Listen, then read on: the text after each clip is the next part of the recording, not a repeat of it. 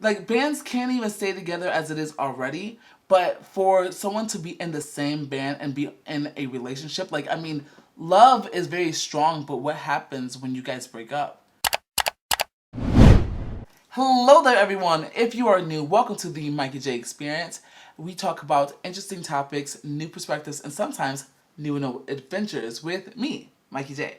So this is a two-part video to what I did a little bit earlier last week.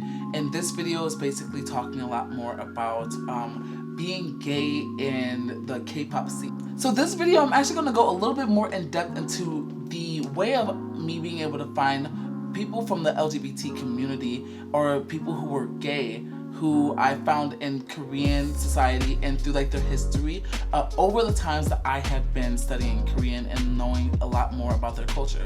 So as you guys may have known, and as I may have said before, I started studying Korean back in 2009, and from that point on I got a lot more immersed into the culture, and it genuinely came from the dramas that I used to watch. So from what happened from that point on, I learned a lot more about little things here and there. The first person that I ever came into contact with was Harisu. Harisu was Korea's very first transgender singer, which is pretty amazing. Harisu did definitely probably go through a lot of problems because I mean, like, she came out in the early 2000s. I mean, I didn't even come out until like 2011, and even then I was in denial. Yeah. So what we're going to do today is, along with going ahead and doing a bit of a deep dive into the LGBTQ community in South Korea, we're also going to go ahead and take a look at some lyrics from the video that we watched. So after doing a little bit of research, I found that this is the very first song. This is like their debut song from where they came from before. So as it stands right now, N.O.M is no longer a 4-member band group, but they are a 3-member band group. And it's 2 brothers and an extra guy. Now, another interesting fact is that the N.O.M actually stands for Nature of Man. But if anyone knows, N.O.M is kind of like, it's an insult in Korean. Like, it means like kind of like bastard in a way. So it's very interesting. Yeah, let's just go ahead and take a look at some of these lyrics from their video. Now, unfortunately, I can't find anything in Hangul. I can only find it in English, and also I can find it in Romanization. So we're just gonna go ahead and take a look into these lyrics, the English lyrics. Okay, so starting off with pretty baby, pretty baby, pretty baby, oh, pretty lady, pretty lady, pretty baby, pretty baby, pretty lady, pretty lady. Wow, deep lyrics, huh? Girls, girls, girls, girls. Boys, boys, boys. Okay, sorry. I just had to do it. So, I want you sexy voice. I see you body figure. I like your nice legs. Oh gosh, okay.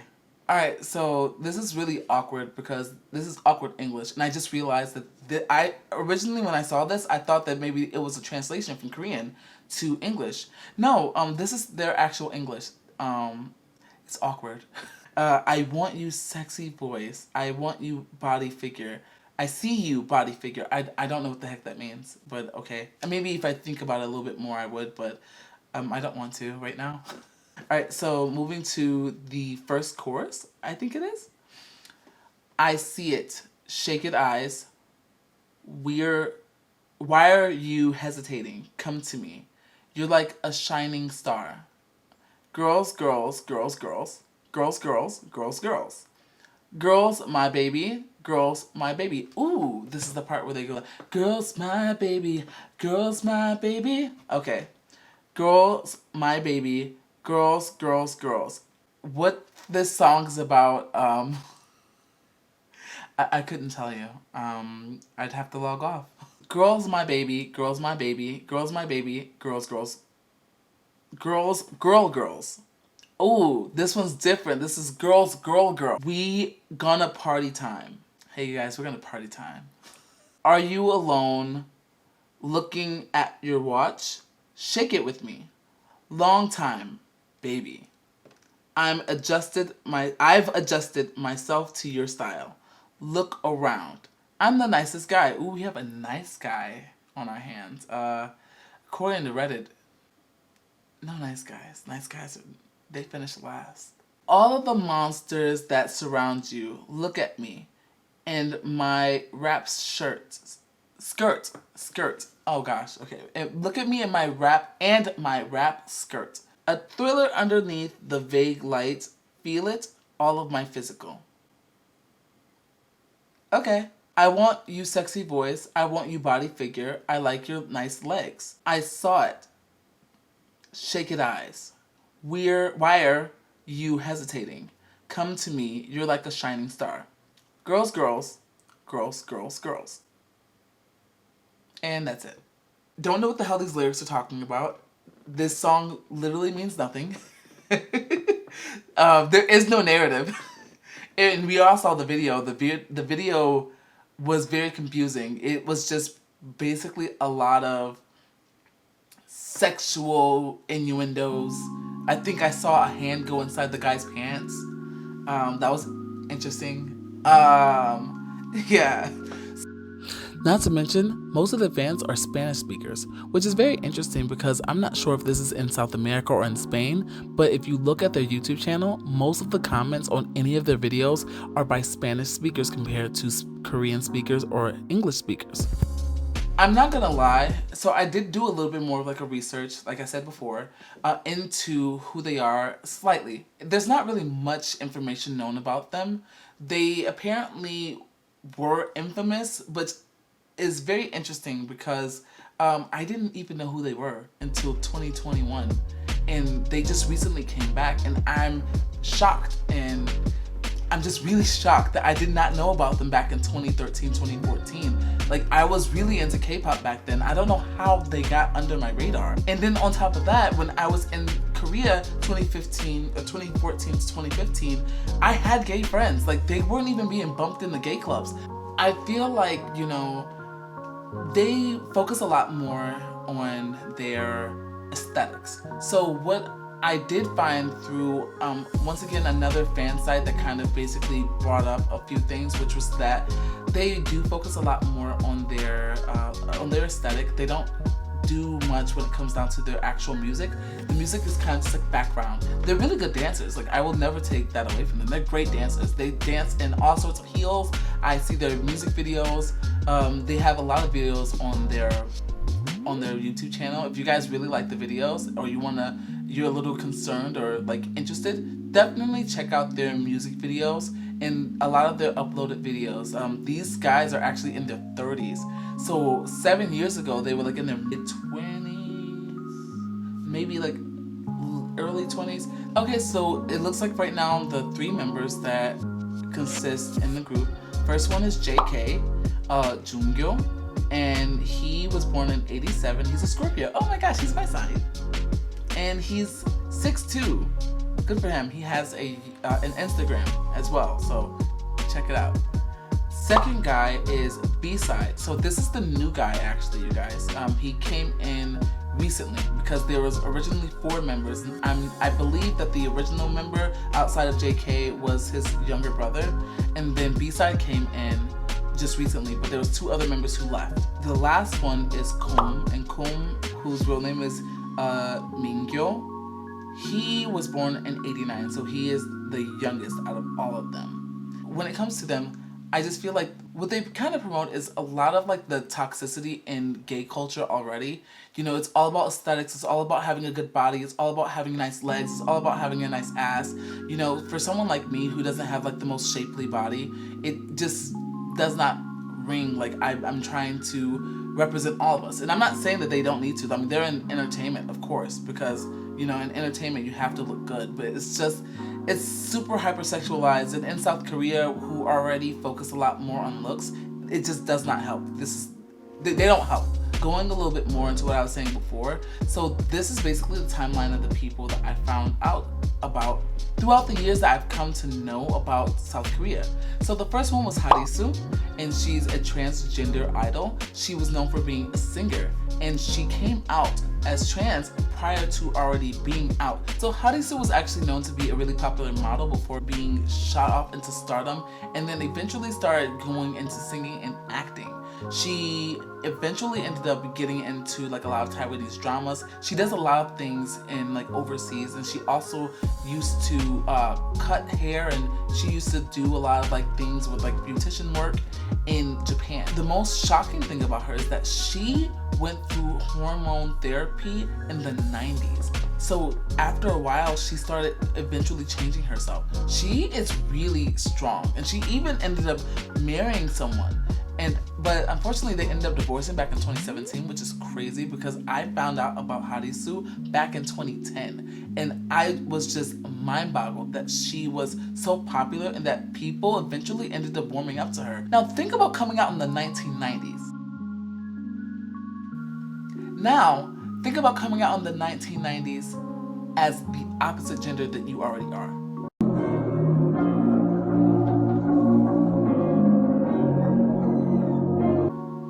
Yeah, that's a strong girl. The next person that I heard about was actually Jo Kwon.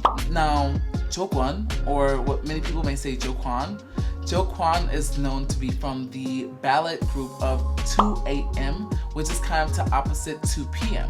So he was one of the most well-known Korean pop idols in the second generation because of how eccentric he was and how much full of life he was. He was very entertaining. He's a very funny person. I remember the first time I saw it and I immediately clocked. I was like, this guy's gay. But I mean, there's a lot of people going and back and forth, you know, talking about it. But I knew that there was something that was a little off. Now, how I figured that he could or possibly is gay is just by watching like his mannerisms. I mean, even though he is someone who hasn't explicitly said that he is gay, he's still very much beloved amongst all of Korea, and everyone just loves him for how funny and how awesome he is at dancing, things like that. He's really, really feminine though. I mean, this is the video that I saw that basically cemented the fact that he was gay. My God, sunshine. And then he came out with a video a few years later doing a whole routine to one of Lady Gaga's songs.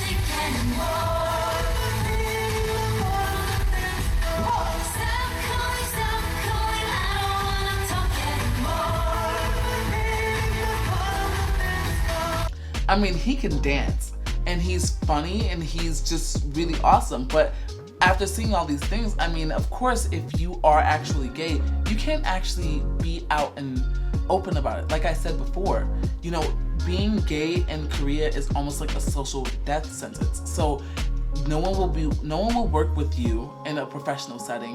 You will not be able to really go out. And if you do, I mean, I don't know how Harisu was able to do it. It just seems like she was able to find ways to kind of navigate through it as being a transgender.